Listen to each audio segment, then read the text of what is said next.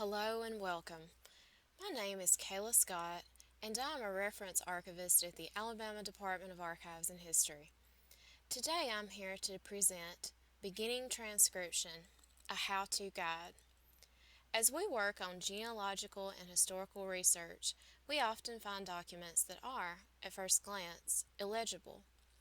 Transcribing these documents allows us to decipher the words and meanings so they can be useful.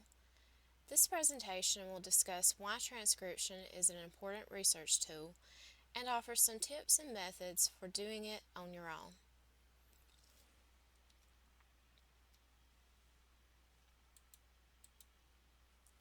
Let's begin with some tools you will need. You will need a good light source, pencil and paper for taking notes, a magnifying glass or the ability to zoom in on a digital copy, access to a computer and a digital scanner or copier, an understanding of how to read and write cursive, and of course, patience. Piecing together faded lines, elaborate swirls, and overlapping letters takes time. So why transcribe? Making copies protects the original document by minimizing the amount the document is handled. Having a second transcribed copy helps to ensure the information is not lost. Illegible writing and faded words make a document hard to read and comprehend. Transcription gives a document clarity. Reading an original document can be time-consuming. If you do not transcribe the document, you will have to slowly translate it every time you read it. Taking time to give a detailed look at your document minimizes the damage from extra handling and can uncover previously undetected words and meanings. A few tips for handling the document.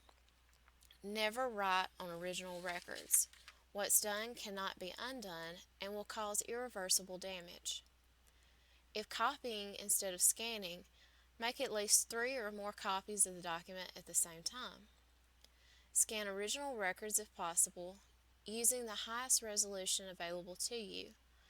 Scanning lessens document handling and provides you with the ability to zoom in on hard-to-read words and lighten or darken the contrast for easier viewing.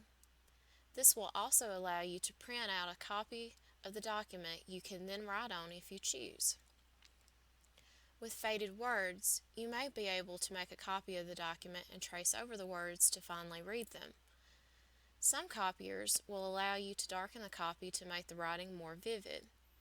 Our copier at ADAH, for instance, has a light original setting that will specifically work to darken the writing.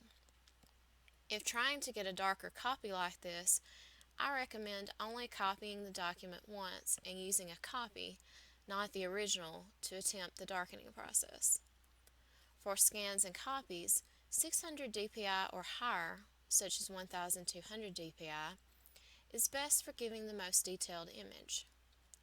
Overall, you want to handle the document carefully and as little as possible.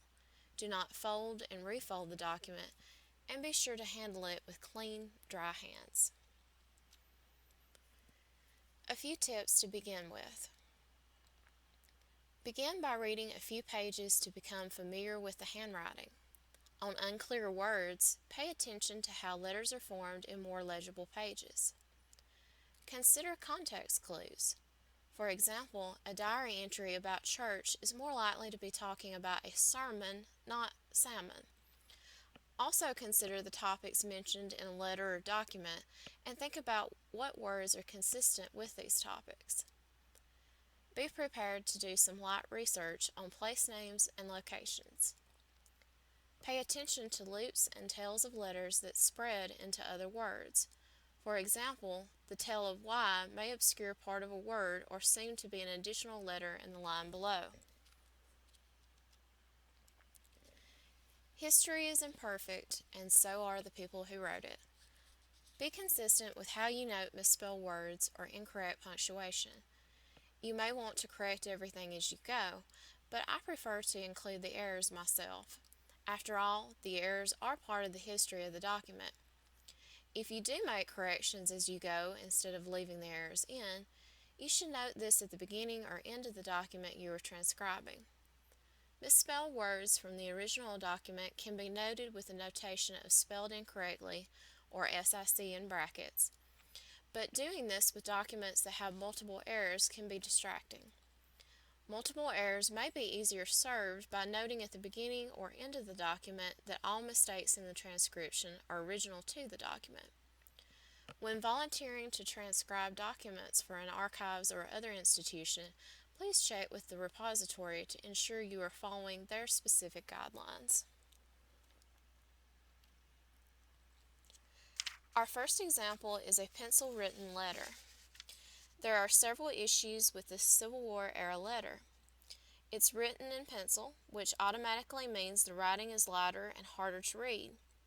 Some of the words are smeared, blurry, and faded, with the entire document being almost illegible. Magnification helps legibility. The simple ability to magnify the document, preferably in a digital format, allows us to read the document far more clearly. The sketch at the top of the page also takes on more detail. The first couple of lines read, "Fort Morgan, commanding the entrance to Mobile Bay from the west end of Mobile Point, a narrow neck of land running east and west." Look at the first line to the word bay in Mobile Bay. The tail of the Y in bay has been carried over into the second line of text, making running even more difficult to read. Be aware of how elaborately formed letters can lend parts of themselves to other words. At first glance, these diary pages look completely impossible to read. This diary, written in 1861 by a 12-year-old girl, has ink spots, marked out words, misspelled words, letters that overlap other letters, and basically zero punctuation. Ink from other pages has also bled through. So here is where some of the earlier tips come into play. Start by reading a few pages of the diary. Note consistently misspelled words. Note words where letters are formed incorrectly but are still readable. Use context clues. Knitting was a frequent pastime for this author, so I can conclude the first outset here says, "I knitted." Until is always spelled with two L's. The phrase "got shoot" is shot, and dangerously is possibly misspelled as well. The letters are not well formed. While this is the diary of a 12-year-old, many adults are unable to write more clearly, and in some cases are even less legible.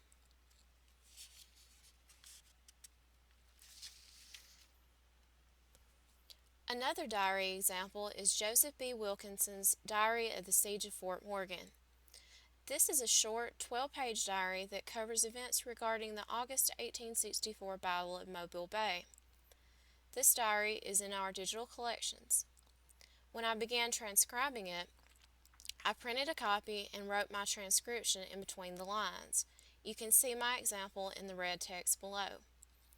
Let's go through and transcribe part of this entry.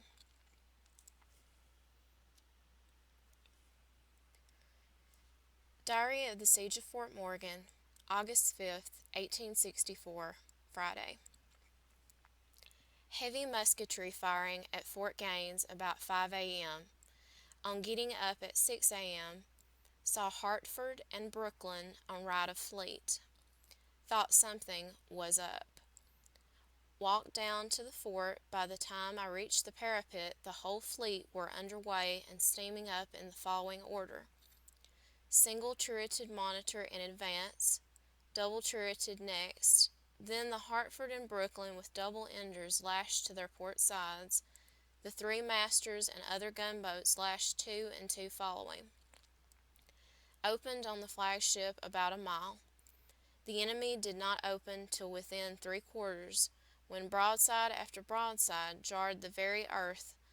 though apparently that was the only trembling, for our men stood nobly at their guns. You will note a few words that are harder to read than others, as well as a few misspelled words. The last outset, I believe, is the word jarred.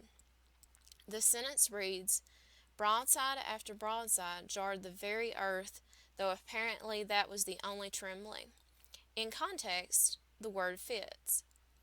Even though a large portion of the word is missing, you can see the tail of a letter, J, part of an A with RRED ending the word.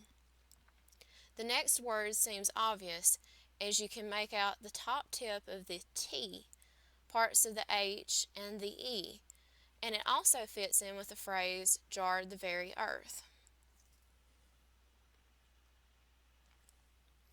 You can see here how I noted this in my final copy of the typed transcription. I made a notation inside brackets so the reader would know why there is some possibility for error or uncertainty here. I also chose to put the notation SIC in brackets for spelled incorrectly after words the writer has spelled incorrectly. This shows the reader that the error is original to the document and not a typing error. However, I would remind you to check with the repository that you might be volunteering with to make sure you are following their guidelines. These are just guidelines for your everyday use.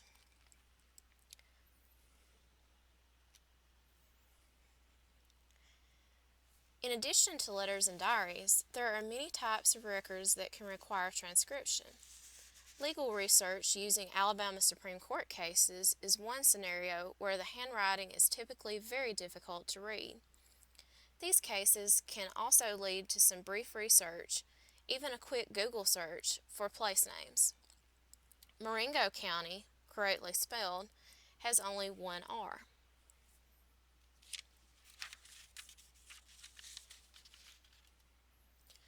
This Supreme Court case appears to have a misspelled name. The T in Burkhalter has been so thoroughly crossed that the L was crossed too, making Burkhatter. A quick search using newspapers.com showed this was indeed Burkhalter.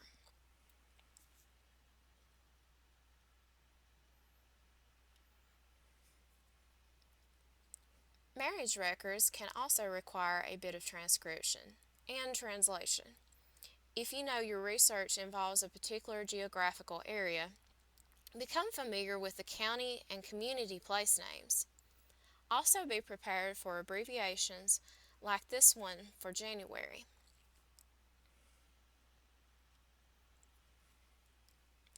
Census records provide a wealth of information for genealogists, but they can also provide some of the worst handwriting imaginable.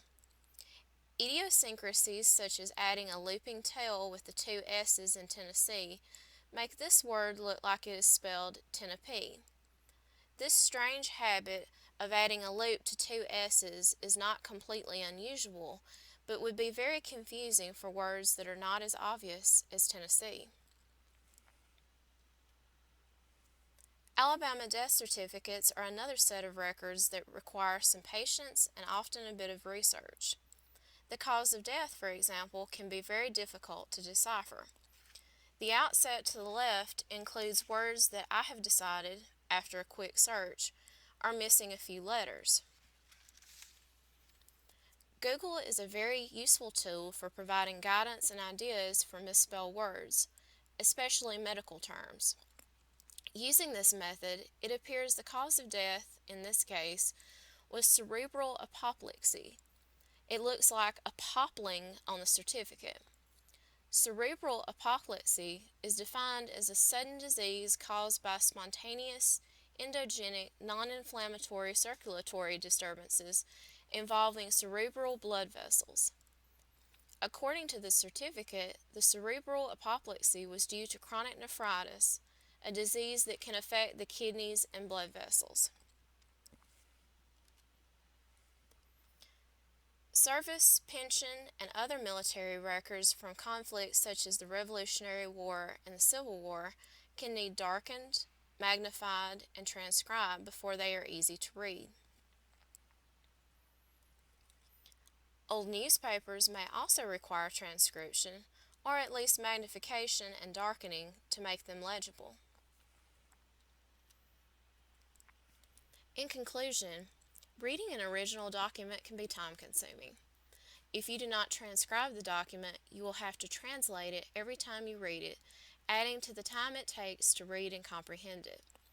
Taking time to give a detailed look at your document minimizes the damage from extra handling and can uncover previously undetected words and meanings. Don't be afraid to make note of words that you cannot figure out on the first or second try. Often, the more we look at a document, the clearer it becomes. If you have any questions about the contents of this presentation, please email me at kayla.scott@archives.alabama.gov.